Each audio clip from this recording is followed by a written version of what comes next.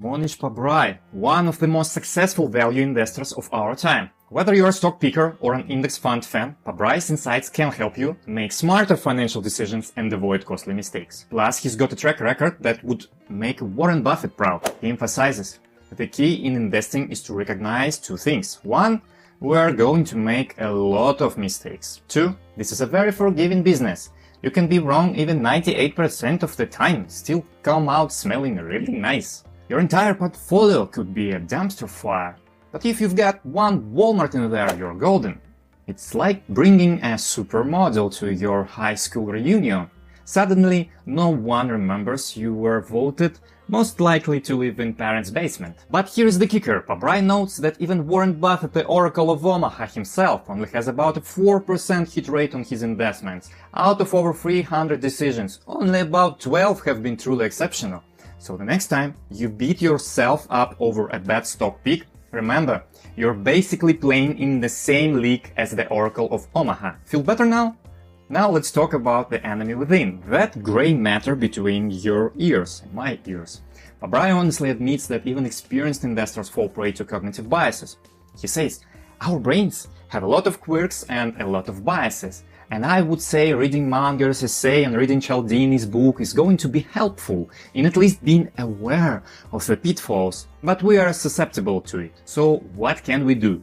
Pabrai suggests regularly reread Charlie Munger's essay on the psychology of human misjudgment. Study Robert Cialdini's work on influence or persuasion. Constantly remind yourself that your brain is not optimized for investing. He adds a humorous touch, saying, our brains were really optimized to help us survive. Surviving on the African savanna needed a certain type of wiring, and we need a different kind of wiring to be great investors. The next time you're tempted to panic sell during a market crash, remember, your lizard brain thinks you are running from a lion, not preserving your retirement fund.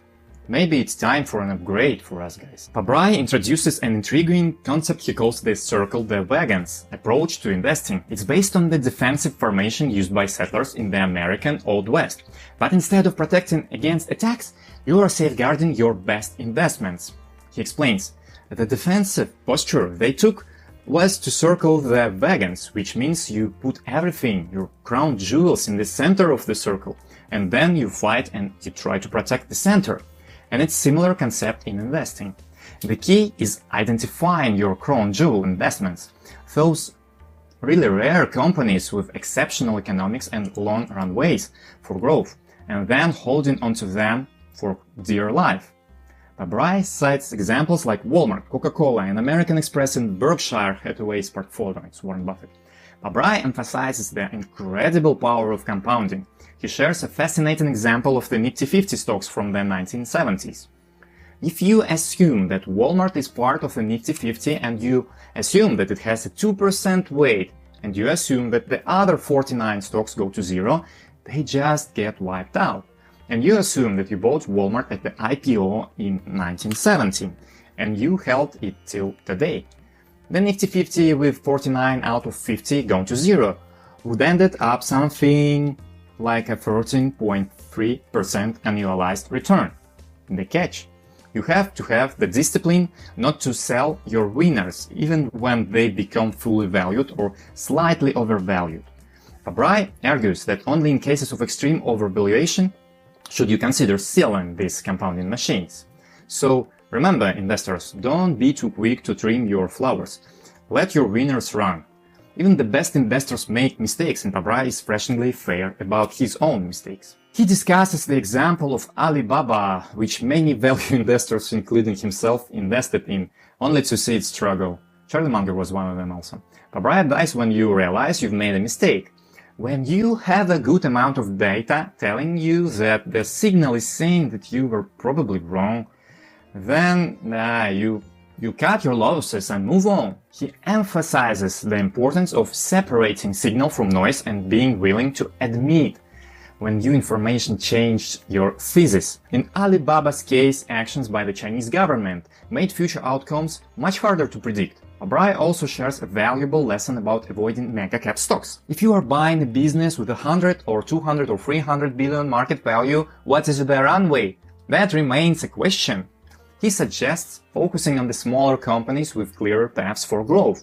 It's a reminder that sometimes the best opportunities are off the beaten path. Pabrai doesn't just talk about balance sheet and cash flows. He emphasizes the importance of radical honesty in both business and personal life. He shares, if you want to have a lot of success in business, you have to have a very high standard for candor and integrity. He argues that ditching even small white lies can build trust faster than free beer at a college party. It's very easy when you don't lie, because you don't have to remember your lies. Just makes it really simple. While it might feel uncomfortable at first, and second also, Pabrai insists the payoff is worth it. Once you're going to get comfortable with it and start to apply it in your life, the paybacks are so enormous that it just becomes a no-brainer. So next time your spouse asks if that outfit looks good, maybe channel your inner Pabrai and give an honest but tactful answer. Let's recap the main takeaways from Mohnish Pabrai's wisdom. The power of compounding is real. Patience with your winners can lead to extraordinary returns. Be aware of your cognitive biases and actively work to counteract them. Identify your crown jewel investment and protect them fiercely.